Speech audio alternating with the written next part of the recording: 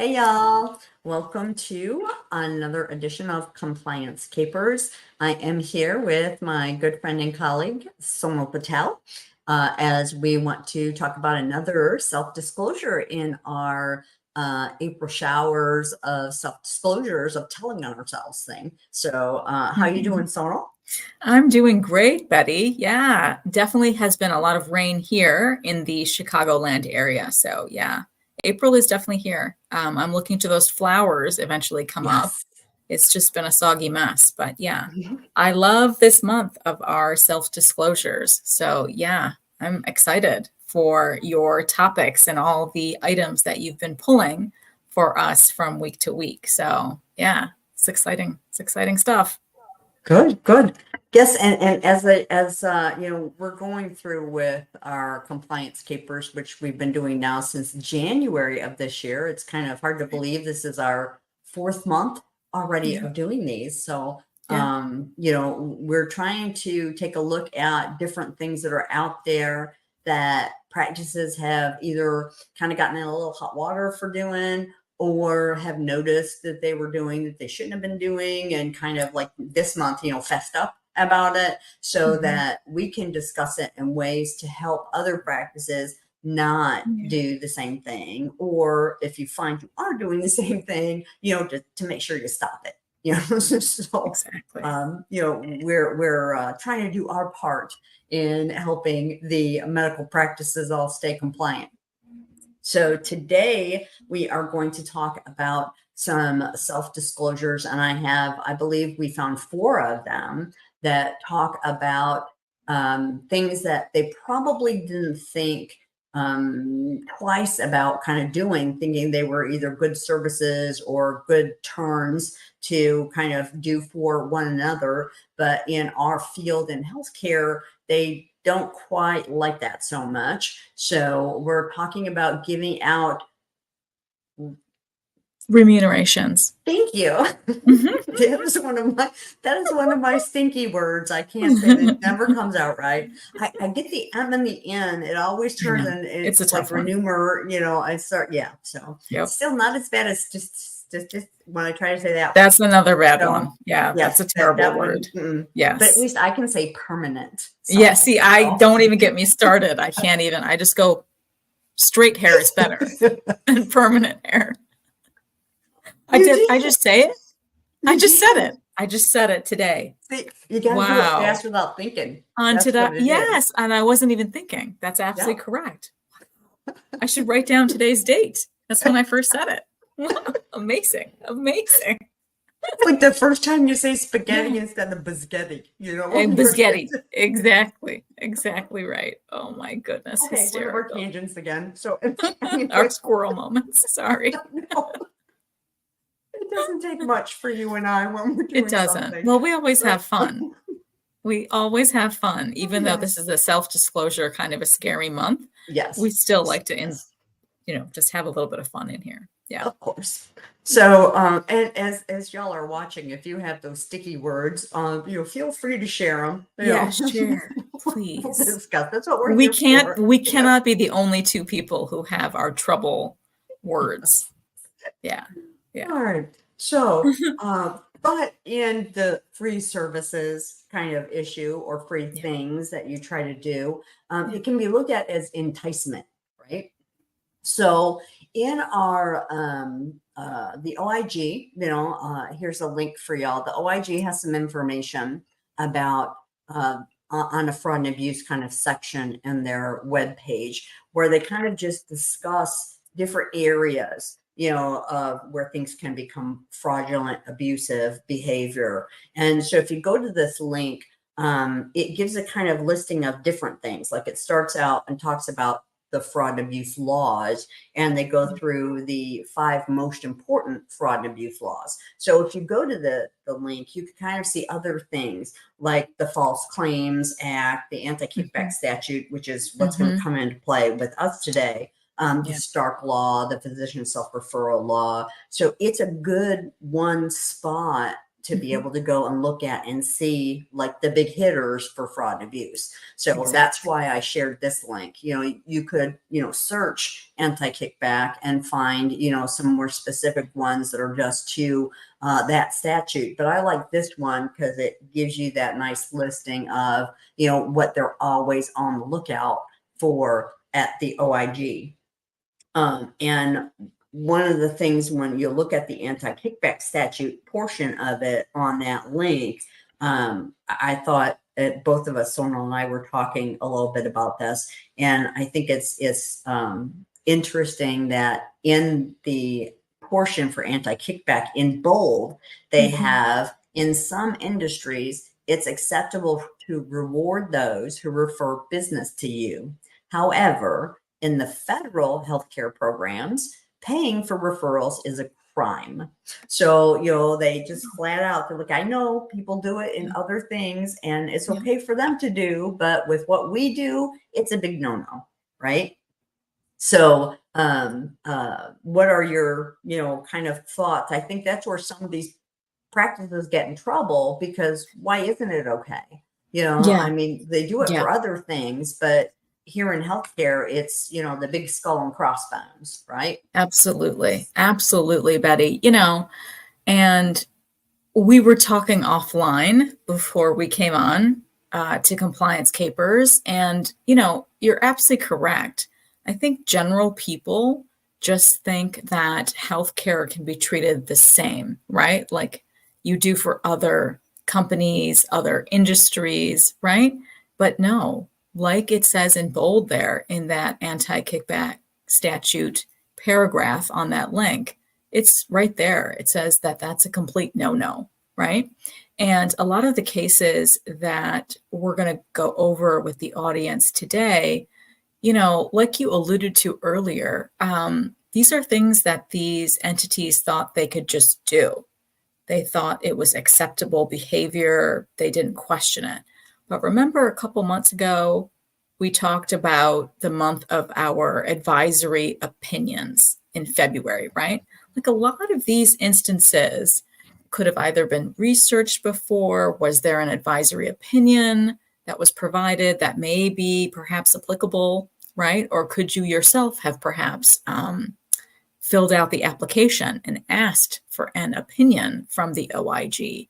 So, I mean, yeah, there's lots of other things in healthcare that are incredibly complicated, and it's best to kind of get your ducks in a row before you just start doing something, doing a service, providing a new technology, for example. Like, can I do this? Is this FDA approved yet? Right? So there's many, many of those types of questions I think that our providers at large should be thinking about before they start getting into this kind of work.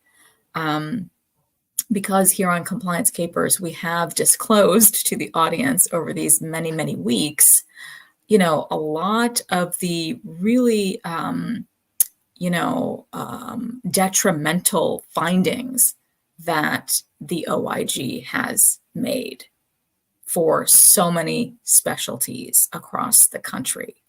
So it's just good food for thought to keep this link, these couple of pages here, as a tool in your toolbox, because these 5, laws our providers should know about, each and every one, and how they can be applicable to you.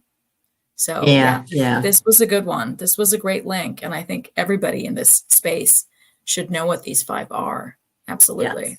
Yes. Yeah. And I think you got an excellent point there with saying, look at those advisory. I mean, that's why we're doing this, too. If you look at the advisory opinions and see, is there anything else out there already that matches kind of what we're thinking about doing, and giving away free stuff, or the illusion of that, Right. giving services for someone coming to you at no charge, anything like that should like make the hair on the back of your neck stand up, so look at those advisory opinions. And this would be an easy one. Call a healthcare attorney. It Yeah. wouldn't be like Yeah. a big long, it could be like a 5-minute conversation. Or if you have, counsel, compliance officers where you're working, if you're a larger facility, take these kind of things. If somebody gets, a great idea, run it past compliance first, run it by a healthcare attorney first. Call, an outside consultant like Sonal and myself, to say, hey, we're thinking about doing XYZ, what do you think?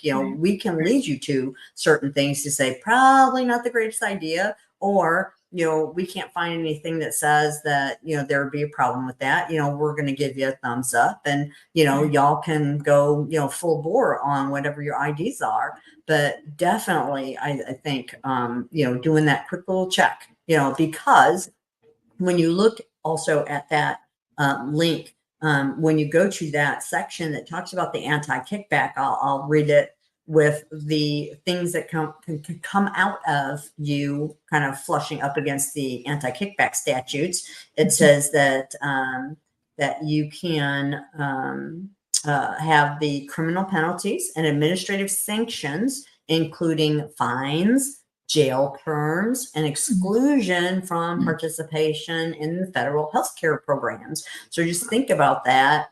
How many of y'all could do something like that and get excluded from Medicare and still keep your doors open? There are some practices that maybe aren't real heavy in Medicare, but most practices, unless you're pediatrics or some kind of specialty area where you don't choose to see a lot of Medicare patients, that could really, cause you to not be able to, survive it. And then the civil monetary penalties could be $50,000 per kickback, plus treble damages for the remuneration. Remuneration. Yeah. 3 times. Yep. 3 times. That's, yeah. So it's numbers. Not just give it back. It's give it back plus, like plus, way back, right? Plus way. Yes.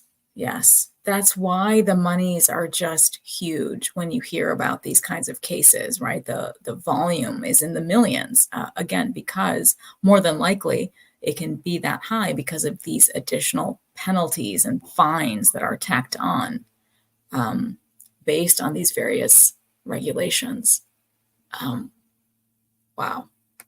Yeah, that's a big number for the AKS. I was just like, ooh. And it also, points out too, in another bolded statement on this, is that as a physician, you are an attractive target for kickback schemes. So they're also putting out there that, you really have to watch your back, because you can be a source of referrals for fellow physicians or other healthcare providers and suppliers, because it's the physician, when you think about it, or the APP, that's driving those things. They give them the script. They give them the referral over to PT or OT or to whatever lab or for whatever diagnostic service, so if you have someone approaching you, a business that says, hey, for every patient you send us, we'll give you, anytime you get that kind of, you do X and we'll do this for you, scratch my back, I'll scratch yours kind of thing. No. You should really be kind of like, yeah, okay, I think I'm going to back off from that one, because you don't want to get caught up in that. And a lot of the fraud that we see will be where, like DME, huge, right, for Medicare fraud. And most of the time when you find that, because to get DME, you have to have a physician order or an APP. You have to have an order.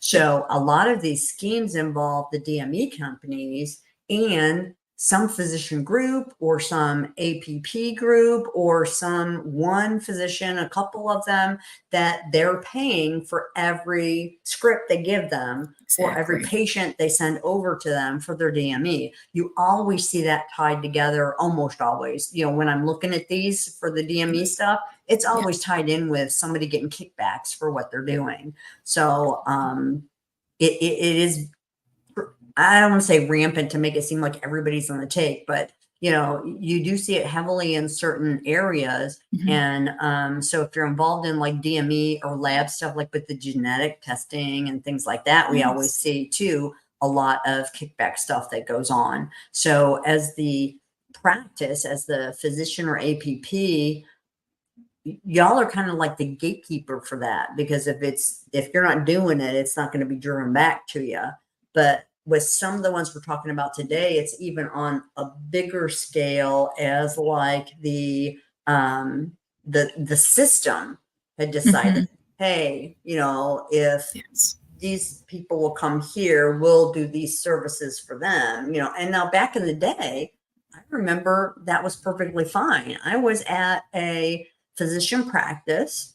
It was in the 80s. It was before the anti-kickback stuff actually had come out. And then when it did, the practice that I was managing, we had to renegotiate our contracts with the health system, because we were one of those practices. This practice had the people in the office were employees of the hospital system, and then the practice paid them for them. And then the practice paid for the space we used, for the office, because they were owned by the health system. And before the anti-kickback statutes came out, they gave us a deal on our office space. If you are part of our healthcare system, doing this contract with us, and you're sending your patients to our hospital, we'll not give you the space because they didn't think that was right, but we'll let you rent it at a discounted fee per square foot and blah. So when the anti-kickback stuff came out, all of that stuff had to be redone because we couldn't accept it anymore, and they couldn't offer it because we didn't want to get in trouble. Yeah, and that's when, for those of y'all that remember too, all the free lunches, Yes, all those the days are gone. free stuff Yes. that the drug reps brought, all of that stuff had to stop when this stuff came out. And that was, boy, that was great time working in the practices that I tell you, never had to buy lunch. And, a lot of times we'd even have breakfast. Somebody would bring breakfast into the practice, and you didn't have to buy a pen, or you didn't have to buy Post-it notes, and you didn't. We had everything, but yes. So, looking at, now we'll pull up some of I did again, like last time, because of the links for these self-disclosure things are so incredibly long. I just made a PowerPoint little slide to pull up, and what we'll do, we will cut and paste all of the links inside of LinkedIn, so that all of y'all can be able to go get them that way. Because I know sometimes, you're trying to get all this stuff down. So I don't want everybody having to write down like a maniac. So we'll put them all in the chat in the LinkedIn thing, so y'all will have these. So Sonal, do you want to kind of run down, and as you look through these, you can see that, some of them are pretty heavy hitting amounts that they're paying back in these self-disclosures for this stuff, into the millions. The lowest one is that last one that was $100,000, which is still not chicken feed. But, they can add up pretty quickly. But just think about that in that 50,000 per thing plus treble, what it could be. Yes. So that's where the self-disclosure comes in handy, because then none of that stuff applies. And, you just are able to go back and remember that Sonal last time on, or the first one we did for the month, was talking about how they will go down to, if you do need to be penalized, it would be at 1.5 times versus, the treble plus that they could do. So some of these, they may have been fined a little bit, but not like they could have been, right? Exactly right. So I think you pulled some really good examples here for things that these folks got into a lot of hot water for. But good thing they self-disclosed, right? So, the first one there for Ascension, Christie Hospitals in Wichita. I don't know if that's Kansas, Wichita, but they've agreed to pay $3 million for allegedly violating the civil monetary penalties law, so our CMP law, by paying remuneration in the form of free services, right? And again, the blurb of information when you do pull on that first link eventually when you guys take the time and do that. Basically, the only other information that it states is that the OIG alleged that Christie Hospitals, Wichita, paid remuneration to organ transplant physicians, trauma physicians, orthopedic physicians, and cardiovascular physicians in the form of free advanced practice provider services. So, that's what they were doing in terms of free services. So free provider services, right? And I just told you the list of specialty providers that they were doing this with. And so to me, this was a case that I hadn't really come across too often in my experience. Like, I don't really ever hear of something like that being done. So yeah, when I read that, I was kind of like, wow. And they did that for free. And I don't know if they, had a legal team at the hospital. I presume they do have an entire, arm of attorneys that are there for them. And, was this walked by them in the beginning as they were, thinking perhaps they should do this? We really don't know.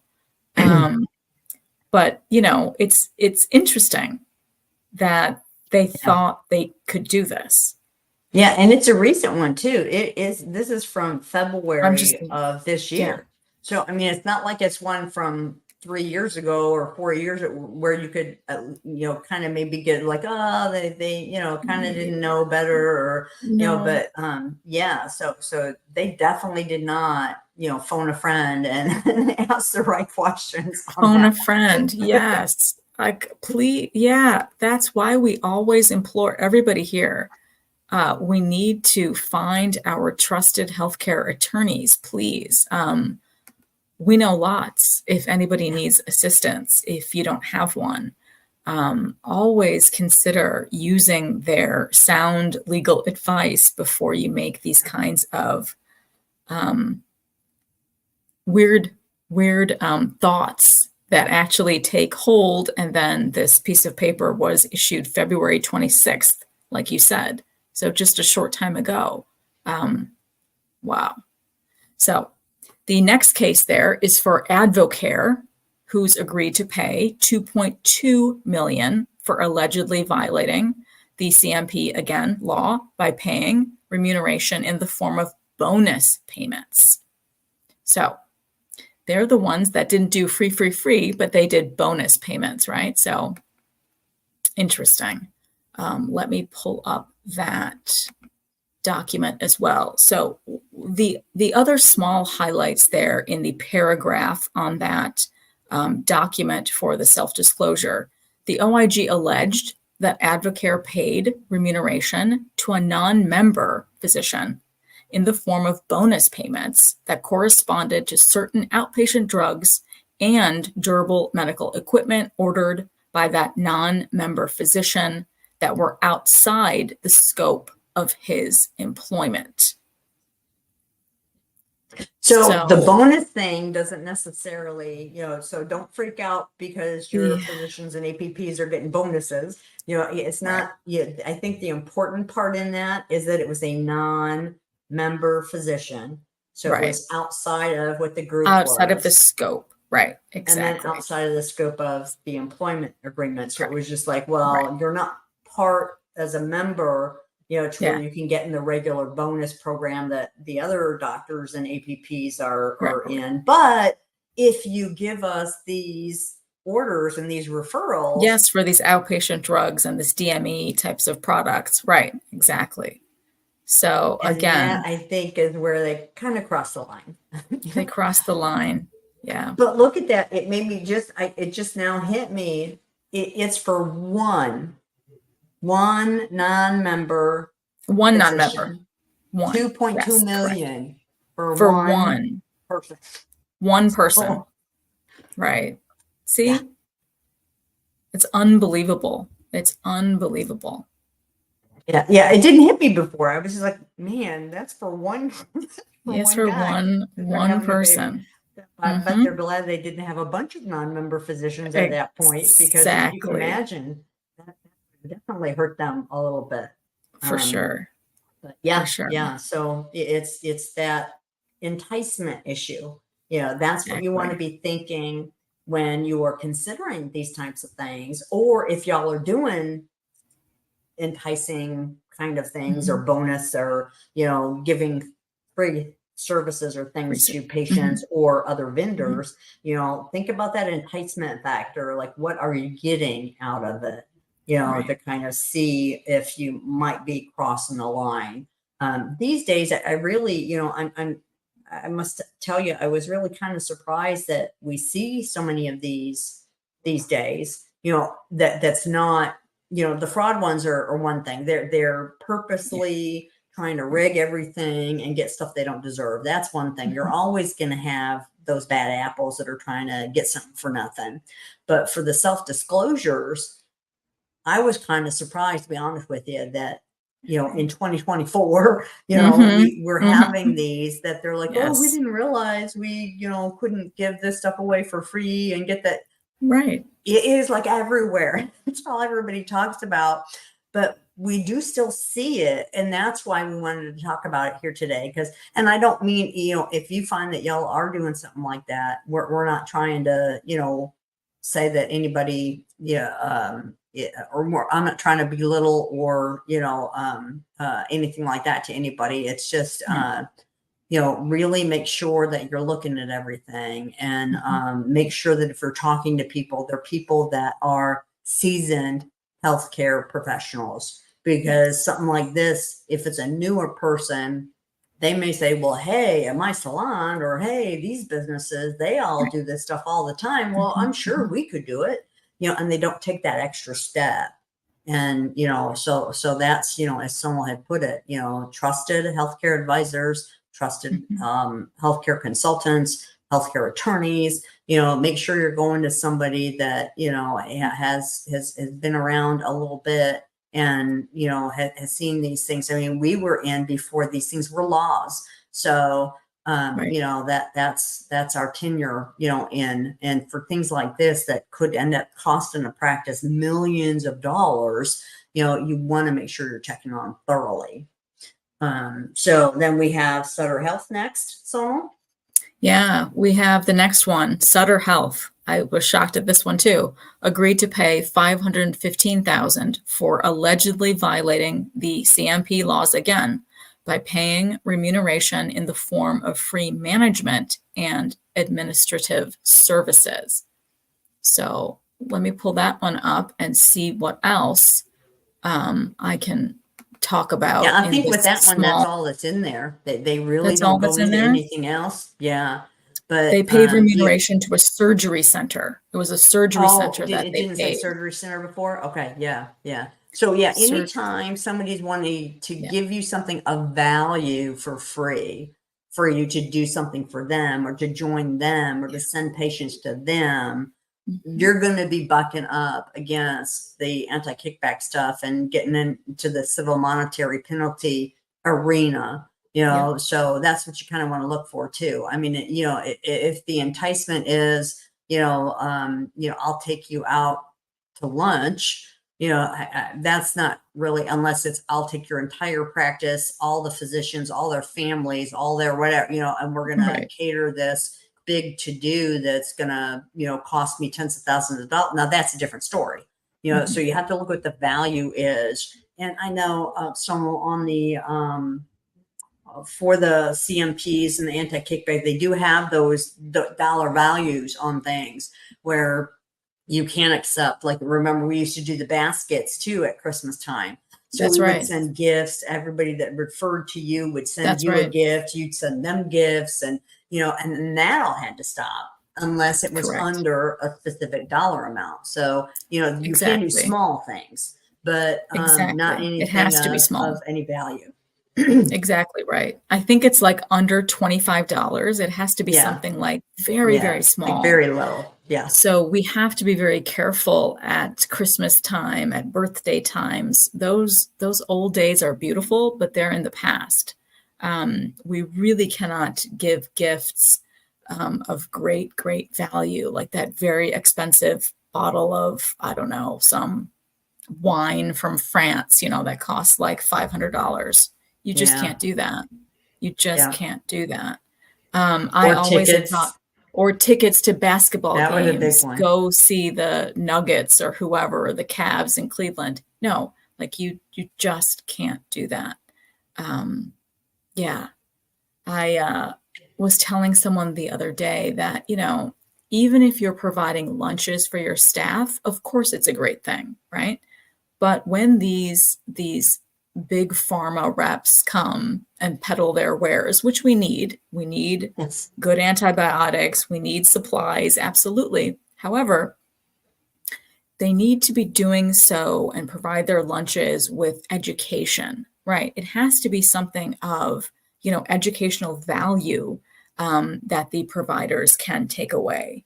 You cannot just serve them lunch for like 2 to 3 hours and just leave, your packet of samples of your injectables or products, whatever. You cannot just leave. You must provide at least an hour of good education, that the APPs, the MDs, the staff, the coders that are on staff, people can take away that education, as well as, have a good meal during Yeah. the lunch break. But I mean, yeah, the old days are gone. And all of those fraud, waste, and abuse laws take effect, and they really do outline the nitty gritty in that document. And so you really have to be aware of what you're playing with, right? If you want to play outside the lines, you have to be aware of the risks that you're taking.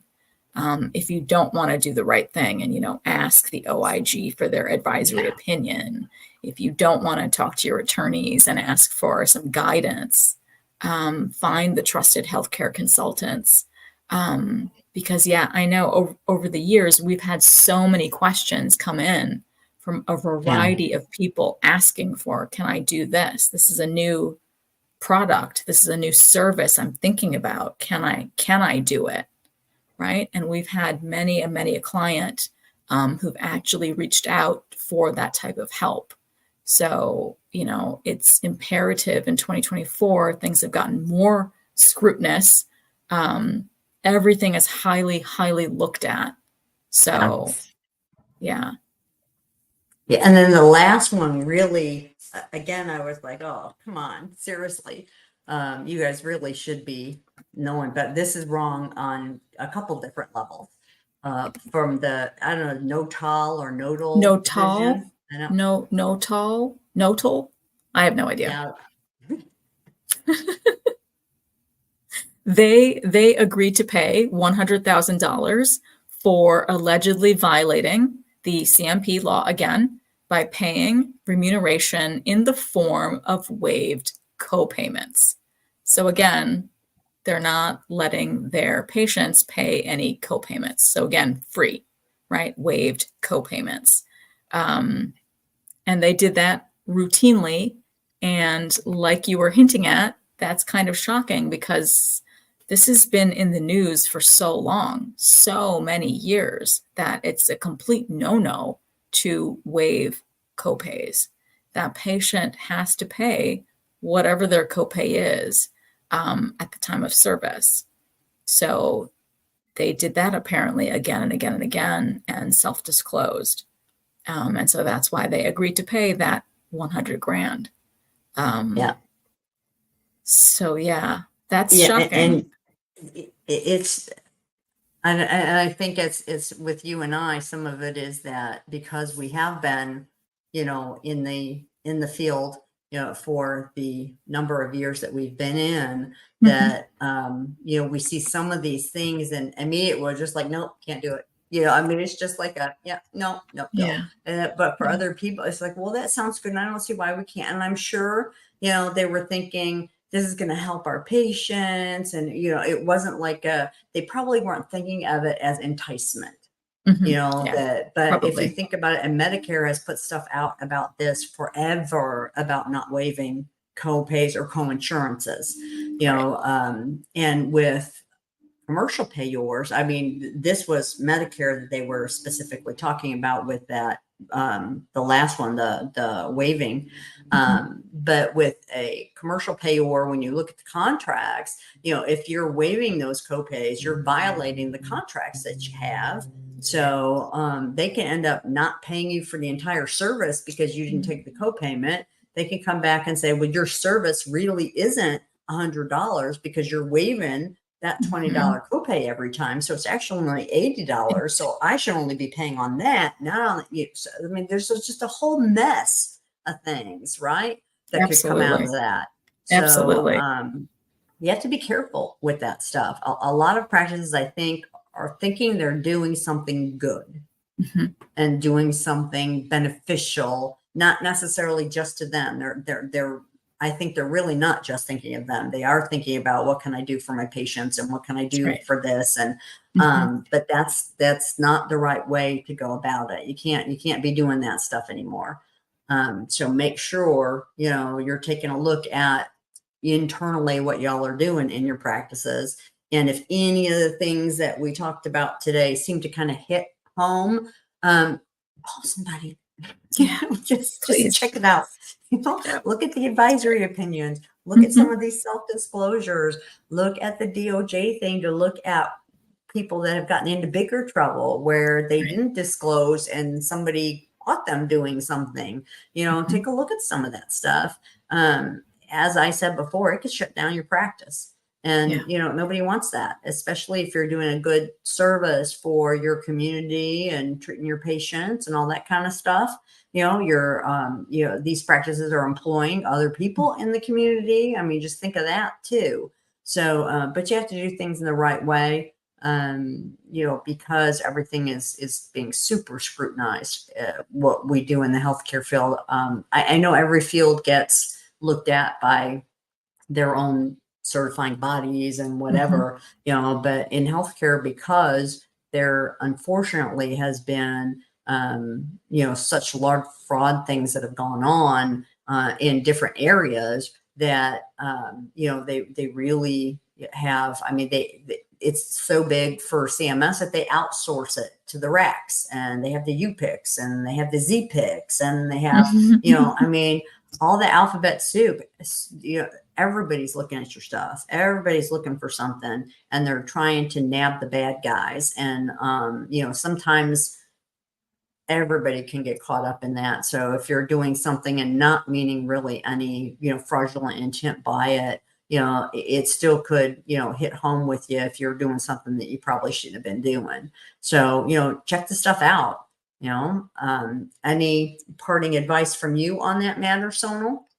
Yeah, no, I agree. The Medicare trust fund is depleting, which again is why the monies are at risk, right? Which is why all of these various departments, all of these contractors are out and about, right? Trying to poke around and see what you guys are doing. And they are some of them are even incentivized to, collect, to try and make sure that they find things that are wrong. And so then folks like my good friend and I have to go in and poke around and make sure when we do our audits, is this actually accurate? Or we say, no, this is a great service. It's been well documented and supported, right? And that's how we can help our providers appeal, because their contractors can be wrong. Not everybody is perfect, right? So I really do think that these types of self-disclosures are a good starting point as well for a practice to just take a look and see what is a practice self-disclosing for, right? I think because we've been around the block for a minute, this copay one kind of gave us pause, like, wow, we should all know better, right? Yes, we Yeah. want to give our patients a break.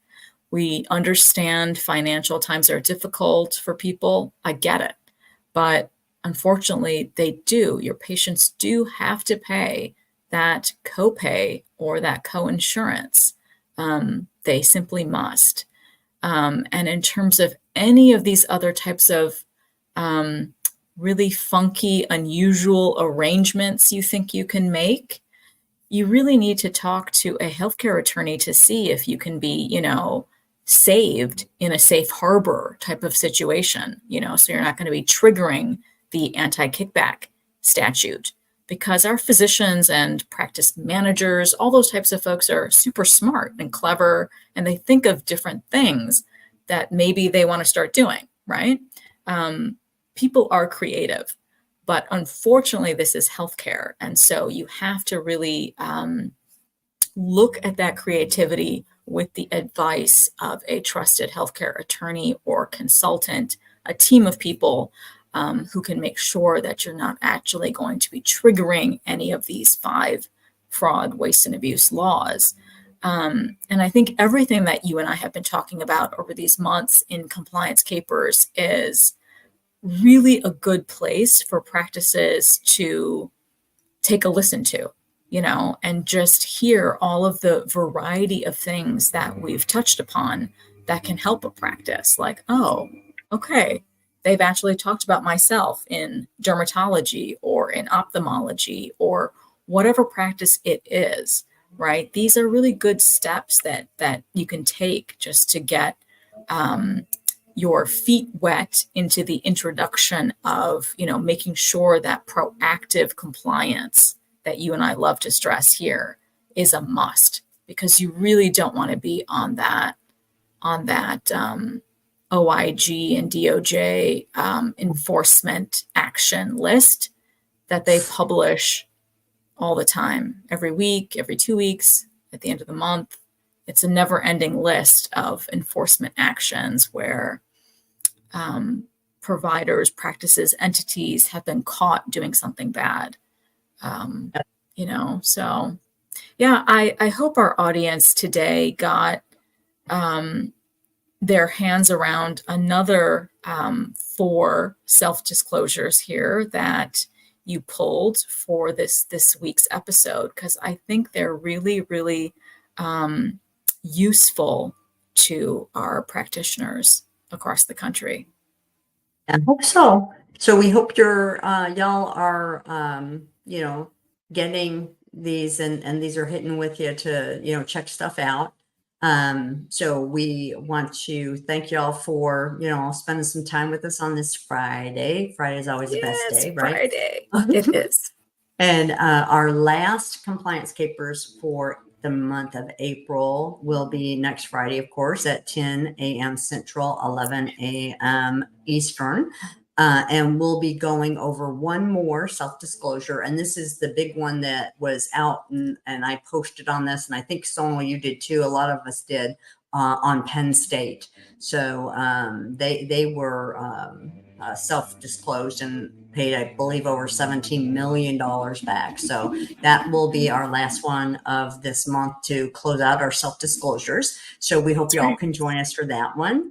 And so until next week, enjoy your weekend. Then we'll see y'all on the next Compliance Capers. Bye. Bye, everybody. Thanks so much.